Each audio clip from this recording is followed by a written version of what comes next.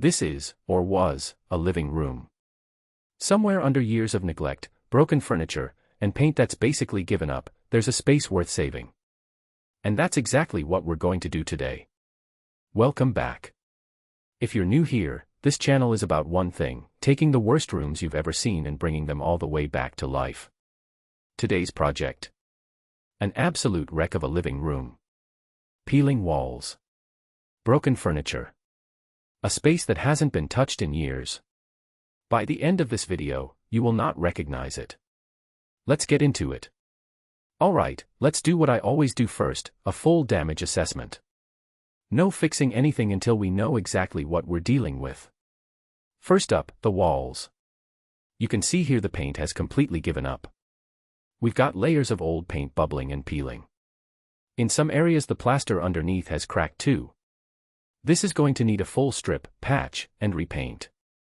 Over here, this sofa, structurally still okay, but the fabric is wrecked. This coffee table though. The leg is completely snapped off and the top has water damage from what I'm guessing was years of neglect. The ceiling is fine, the floor is actually in decent shape underneath all this dust, so those are two wins. But the walls and the furniture? That's going to be the real work today. Here's the thing about a room like this: it looks overwhelming. But every single one of these problems has a fix. You just have to break it down. Before I touched a single thing, I made a plan. Because the biggest mistake you can make with a restoration like this is going in blind.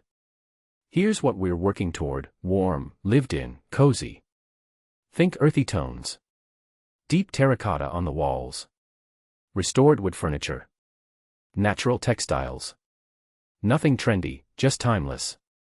Materials for today: filler compound, sandpaper, primer, terracotta paint, wood glue, and clamps for the table leg, and some styling pieces I picked up secondhand.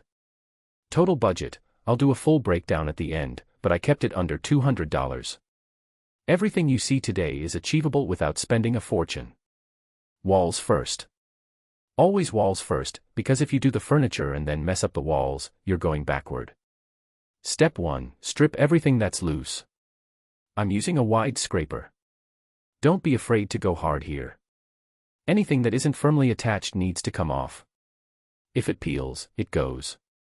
Once the loose material is off, we fill every crack and hole with filler compound. I'm using a lightweight formula, it dries fast and sands smooth. This step right here is where most people rush. Don't. Let it dry fully. Sand it smooth. Run your hand across it, if you can feel it, so can the paint. Primer coat. Non-negotiable. Especially on walls that have had peeling paint, the primer seals everything and gives the new color something to actually grip onto. And now, the moment I wait for every single project.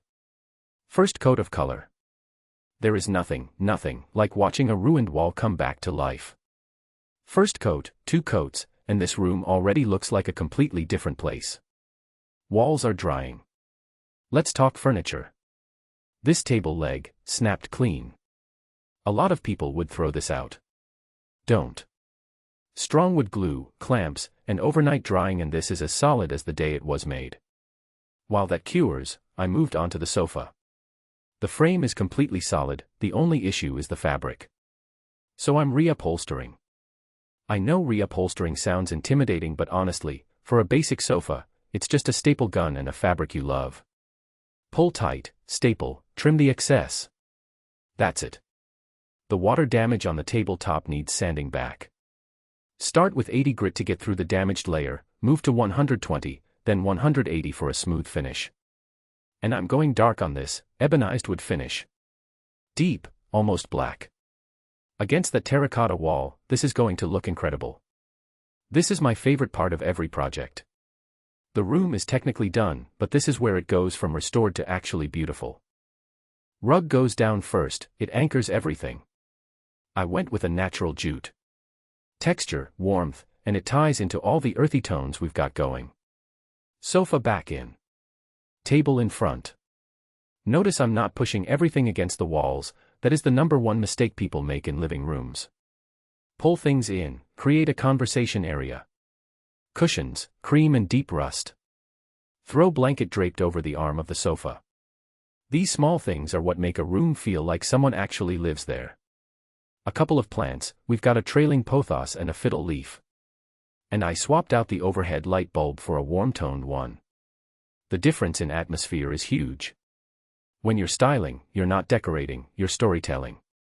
Every object tells the viewer something about who lives here. This is the same room. I never get tired of this moment. I genuinely never do. A room that looked completely beyond saving, and look at it now. The walls that were falling apart. The furniture that was broken. The space that felt hopeless, it was never hopeless. It just needed someone to believe in it. Total cost for this restoration, I'll put the full breakdown on screen right now. The big lesson from this one. Don't skip the prep. The wall repair, the patching, the priming, that is where the transformation actually happens. The paint is just the finish line. If this gave you any ideas or inspiration for your own space, smash that like button, it genuinely helps this channel more than you know. Subscribe if you want to see the next one. I've got a bathroom rescue coming up that is truly shocking. And drop in the comments, what room in your house needs the most love right now?